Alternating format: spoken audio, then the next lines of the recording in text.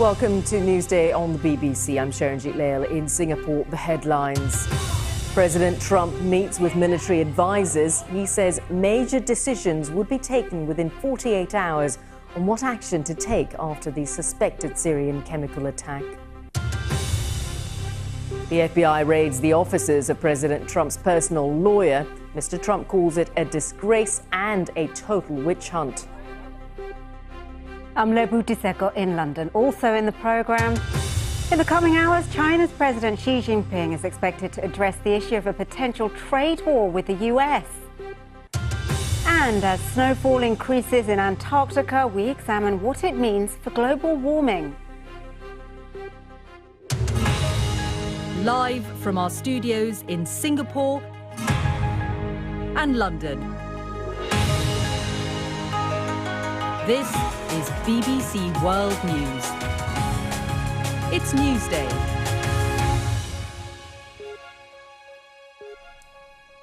Well, good morning. It's 8 a.m. here in Singapore, 1 a.m. in London and 8 p.m. in New York, where the US envoy to the United Nations has warned that America will respond to the suspected chemical weapons attack in Syria, regardless of whether the Security Council acts or not.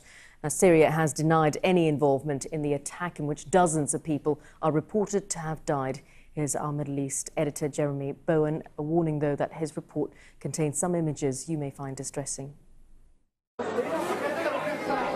Most of the casualties in Syria's war were attacked with bullets and high explosive. But chemical weapons have a special horror. This is the aftermath of what witnesses said was a chemical attack as Douma, a town just outside Damascus, fell to the regime. We're not showing you pictures we have of dozens of dead bodies with foam on their mouths, which can be a sign of a chemical attack. All this is not evidence of the use of chemical weapons by the regime, say the Russians. President Trump doesn't believe them. We'll be making some major decisions over the next 24 to 48 hours. If it's Russia, if it's Syria, if it's Iran, if it's all of them together, we'll figure it out, and we'll know the answers quite soon. In 7 years of fighting, Syria's war has changed from a campaign to overthrow the regime to a mini world war that's being fought by many of the world's most powerful countries and looks to be escalating. At the UN in New York, stark divisions over Syria and weapons of mass destruction, WMDs, are expanding into an even more serious international crisis. Russia is being unpardonably threatened. The tone of the way this is being done has gone beyond the threshold of what is acceptable, even during the Cold War. The Russian ambassador referred to a resurgence of the Cold War. This is not the Cold War, Mr. President. In the Cold War, there was not this flagrant disregard for the prohibitions that are universal on the use of WMD.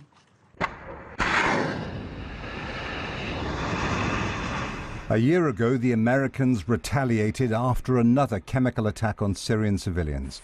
It was mostly symbolic. The Assad regime, with Russian and Iranian help, has continued to strengthen its position. From the start of the war, the US, Britain and their allies called for President Assad to go. But they didn't back their words with deeds. When the president was vulnerable, the US and the UK chose not to act. Now he has the firm backing of Iran's supreme leader, Ayatollah Khamenei, and of course, Russia's President Putin. That makes him stronger now than at any time since the war began in 2011. It's hard to see what the West can do to change that. The Americans and the British missed their chance. In the last 48 hours, Syria's mini-world war has been heating up. This is said to be an Israeli jet crossing Lebanon to raid Syria. In February, the Israelis had a plane shot down as it hit the same target, an airbase called T4. Hitting T4 was not about chemical weapons, but Israel's fight with Iran. Supporters of President Assad took to the streets in Aleppo. the city in which the coalition between the Syrian regime, the Russians, and the Iranians scored their first significant victory. They still look to be the war's big winners, and it's hard to see how Western retaliation for the latest chemical attack is going to change that. Jeremy Bowen, BBC News. All right, let's get more on what's been happening at the United Nations in the past few hours. A little bit earlier, I spoke to our correspondent, Neda Tolfik, who's at the UN in New York, and I asked her what the US hoped to achieve from all of this. Well, you know, when you speak to UN experts, they say that the US, France, and the UK are going through the proper international channels, trying to say that once more they've gone through the United Nations Security Council just to tick the box before they ultimately take their own action to make sure that President Assad is punished for using chemical weapons in the past and, as they believe, possibly using chemical weapons in this case in Douma. Now, Security Council members are in the middle of negotiations, consultations as we speak over a draft U.S. resolution which aims to set up an impartial panel to investigate these cases of chemical weapons use in Syria. Now, Russia has said that the Organization for the Prohibition of Chemical Weapons fact-finding mission can come to Douma tomorrow, that they and the Syrian government will ensure their safety on the ground to investigate. But the key issue is accountability. This is something that the Council had in the past. They had a mechanism to punish those who the panel found responsible, but Russia twice vetoed basically a resolution to extend that panel and has so far also refused to sanction the Syrian regime for those cases in which they were found responsible for using chemical weapons. So all of this means is that the Security Council remains deadlocked. And in fact, we've seen through this Security Council meeting that tensions between the West and Russia are as tense as they've ever been. We heard the Russian ambassador there saying it's been worse. It's worse than the Cold War even. And so certainly here in the United Nations, officials have expressed concern about all of this just escalating and creating more issues in the relationship between Russia and the West. And that was Neda Tolfik there at the UN. Now let's take a look at some of the day's other news now. And North Korea's Foreign Minister Ri Yong-ho has arrived in Moscow for high-level talks. He'll meet with his Russian counterpart, Sergei Lavrov. Earlier, Donald Trump said his meeting with North Korean leader Kim Jong-un will be in May or in early June. And it's reported that Mr. Kim is willing to discuss ending his nuclear weapons program. And also making news today, at least 30 people, most of them children, have died after a school bus fell into a gorge in the northern Indian state of Himachal Pradesh. Most of the passengers were below the age of 10. The bus driver and 2 teachers were also killed in the accident. And the FBI has raided the office of President Trump's personal lawyer, Michael Cohen, and seized a variety of documents. It's understood some of the records involve his payment to the porn star Stormy Daniels, who claims to have had a brief affair with Mr. Trump. More details on that raid from David Willis. What we know is that officials raided the office, home and apparently in a hotel in which Michael Cohen, President Trump's personal lawyer, had been staying in, and they recovered various documents, financial documents relating to some of his clients, including President Trump. They confiscated his mobile phone, it's been reported, and a computer. And they found amongst the documents, reports suggest, some relating to a 2016 payment to the adult film star Stormy Daniels, who has alleged that she had a sexual affair with Donald Trump several years ago. Mr. Trump, of course, denies this. Now, Michael Cohen's lawyer a short while ago said that the action on the part of the U.S. Attorney's Office in New York, they're the people who carried out this raid, was undertaken by way of a referral from the office of the special counsel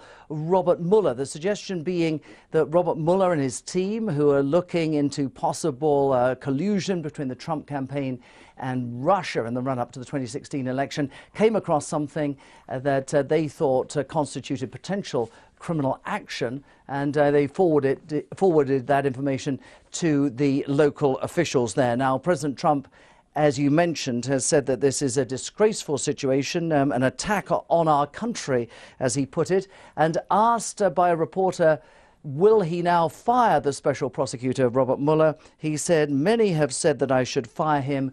We will see what happens. David Willis there.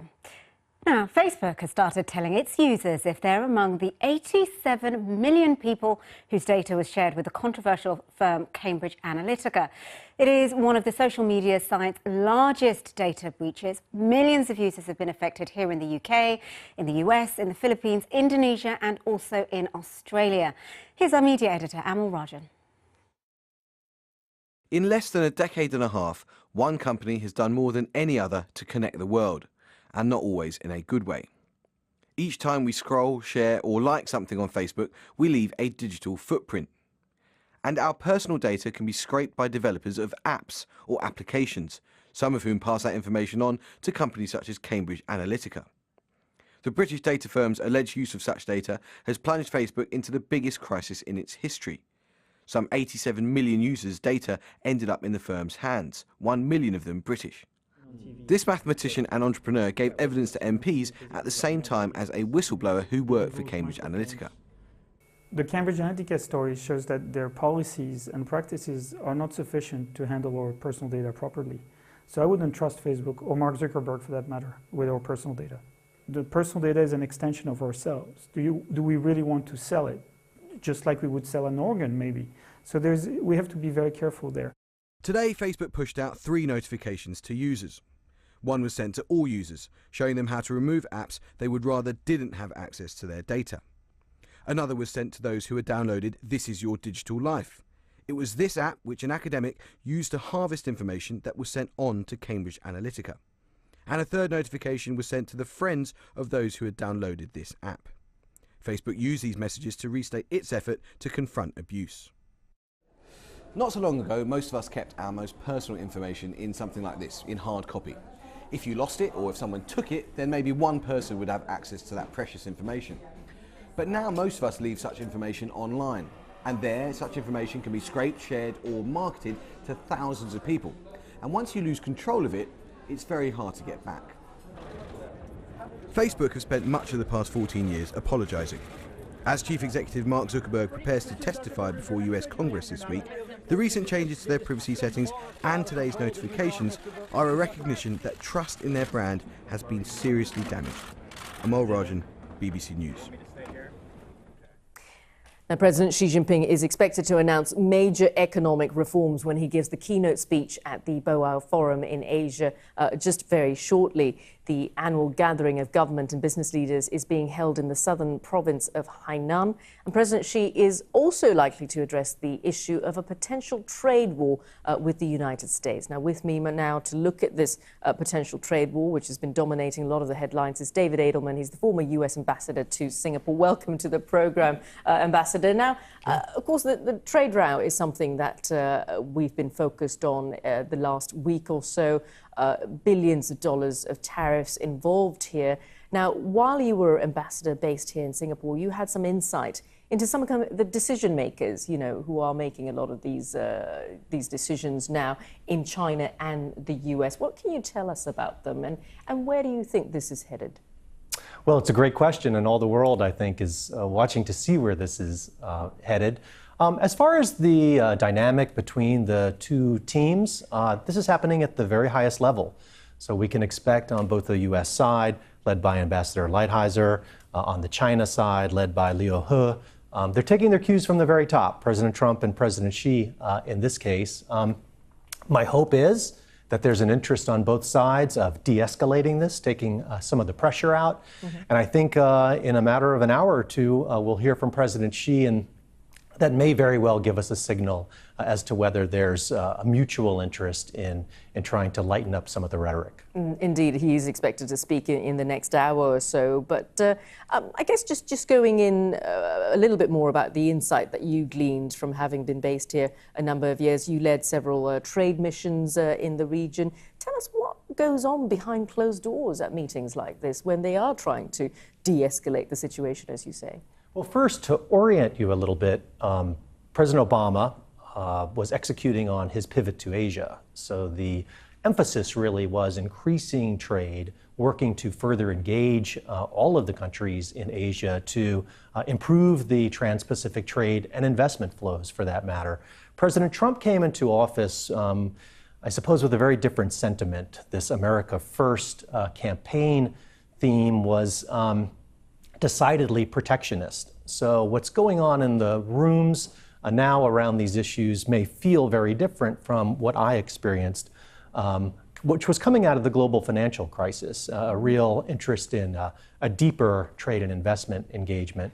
That being said, what I know about what happens in these talks is they are probably constructive to the extent they're talking.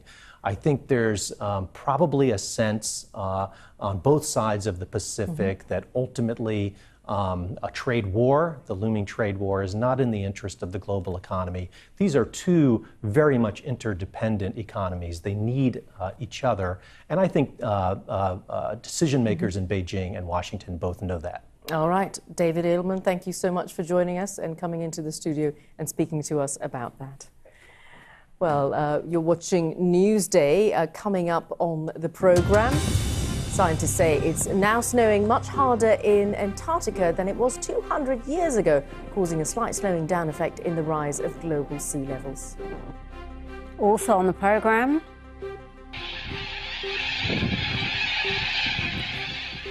thousands of noisy corellas, they're a type of white cockatoo, have been terrorising residents in the South Australian capital of Adelaide.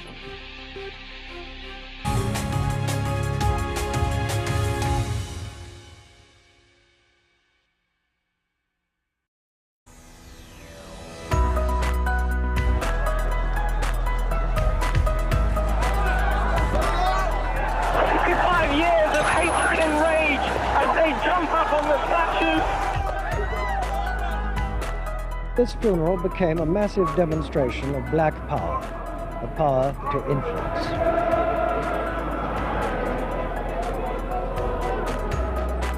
Today is about the promise of a bright future, a day when we hope a line can be drawn under the bloody past.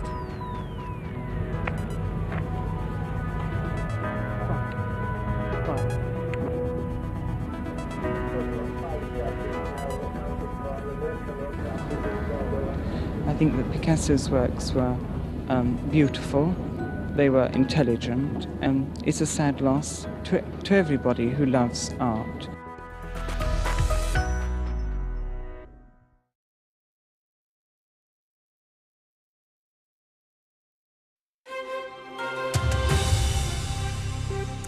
Well, welcome back. You're watching Newsday on the BBC. I'm Sharonjit Lail in Singapore.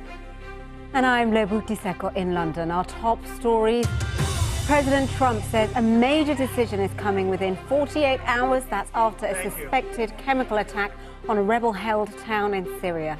And Facebook's founder Mark Zuckerberg has said a data breach on the network was due to his failure to appreciate how it could be used for harm.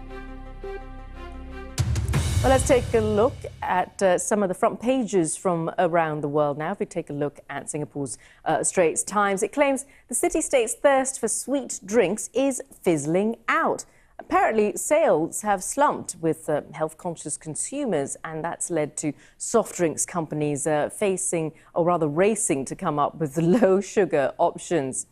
Now, if you're growing tired of the cold weather over there in the West, well, guess what? The New York Times has a snap that might brighten up your day as a magnificent beach in East Timor. And the country is really hoping to use this natural beauty to attract tourists, but without destroying the marine life there.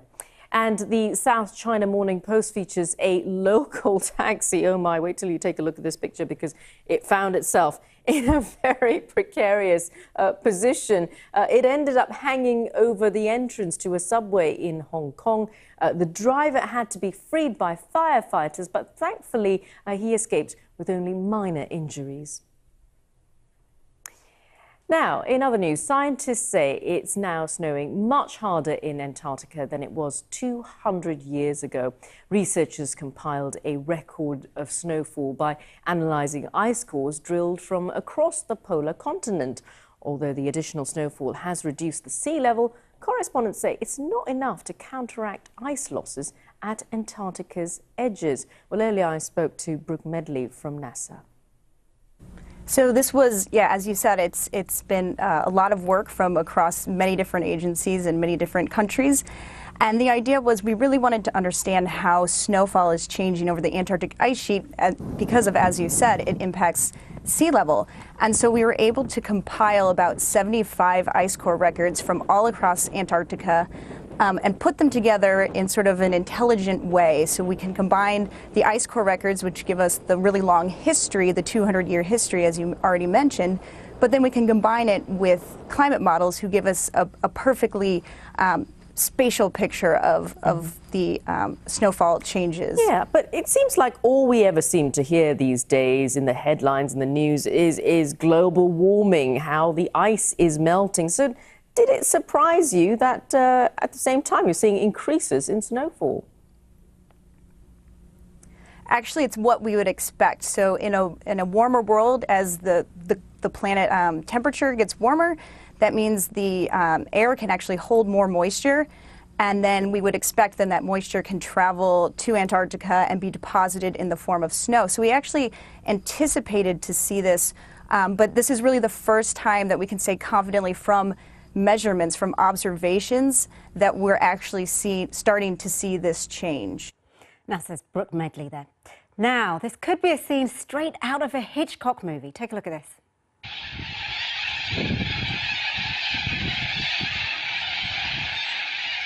Thousands of noisy corellas, that's a type of white cockatoo, have been terrorising residents in the southern Australian capital of Adelaide, wreaking havoc to streetlights, signs and trees as they search for food. Now, the local council in the suburb of Playford's tried everything from drones to pyrotechnics to move them on, but it's only managed to bring down their numbers by 2/3.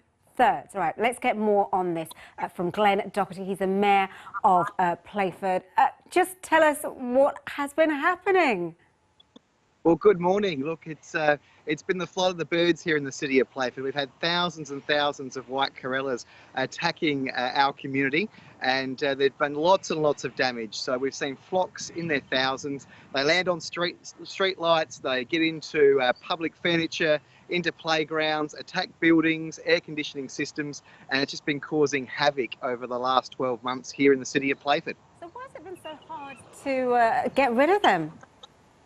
Well, we've done a number of things to disperse the flocks, to try to get them down into a couple of hundred at a time. So we've used drones to help get up there and disperse them, pyrotechnics and fireworks. We've also used a falconer. So we've actually had a gentleman come along with a falcon, which is a natural predator to the corellas, to help disperse those flocks so they don't settle and roost in our local community. And we also used some bird scaring devices, so making some loud noises and different distractions to help move them along so they don't create a new home. And as you can hear behind me, there's still plenty of birds around. I mean, people must be pretty fed up. It must be quite hard to go about your business with that racket going on. Look, it is, and it's the sight and sounds as you've seen from some of the clips in the footage. It's really hard to get outside in these warmer days and have a barbecue out the back or a kid's birthday party when all you see is thousands of corellas flocking over you. So that's why we've made sure we've been out there to try and disperse them, because it really is a sight to see, but it can inhibit your daily activities in the local community, and we don't want that for our local residents. So what are you going to do now to try and really bring their numbers down? Well, from our point of view, by dispersing them, we've been able to disperse them by 2/3. It's actually moving them out of our district and back to their natural habitats in northern parts of South Australia. So at the moment, they've been breeding really, really well because of abundant food and water sources in the peri-urban areas of Adelaide, which is where our council is. And as the weather starts to change here, they'll go back to their more natural habitat in the further drier parts of the state. So we'll continue to disperse them, but we're also working with the Australian and South Australian government around what are they going to do about the numbers of corellas, because they're now getting into really large numbers right across South Australia, which isn't good for our local communities. All right, Glenn Doherty, Mayor of Playford, thank you. Well, you've been watching Newsday. Stay with us because coming up, move over Carrie Bradshaw, because the well-heeled here in Asia are getting a much bigger chunk of the high-heeled market. Manona Blahnik's expanding into the region, but we find out why the legendary footwear company won't be opening stores in China. And before we go, just time to show you this runaway train. Passengers on a train in eastern India had a pretty narrow escape after 22 carriages detached and started rolling backwards. The carriages were carrying more than 1,000 people as they sped backwards for more than 7 miles. Luckily, though, they were brought to a stop by wooden wedges which were placed on the tracks, and nobody was hurt, although the authorities are trying to find out exactly what happened. That's all for us for the moment. Do stay with BBC World News.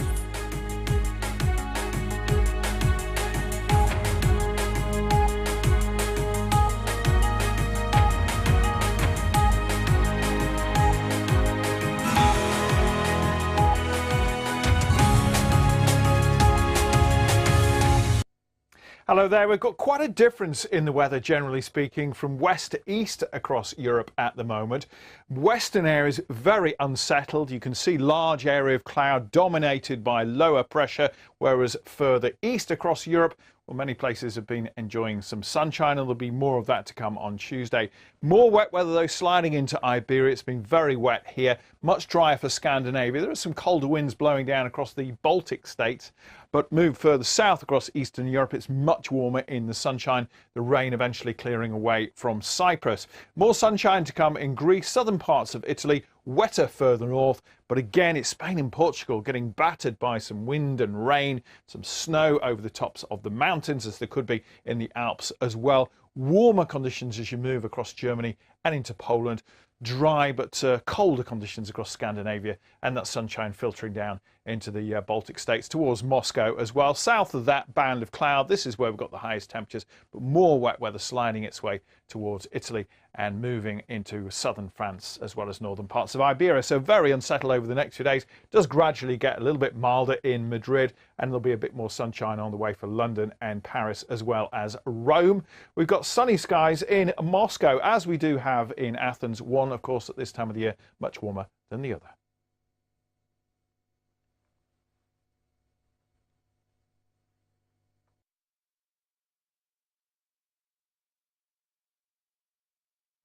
I've seen things you people wouldn't believe.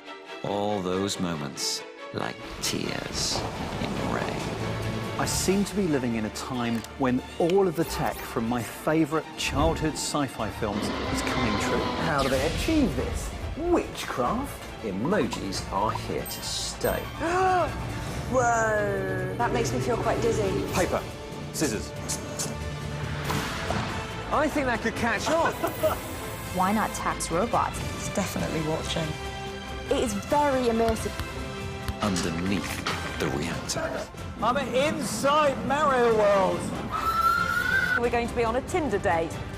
They want to work out what makes a winning performance. Whoa! Oh, I can feel the heat of the laser sword. The future is coming. Watch Click to see it first on BBC World News.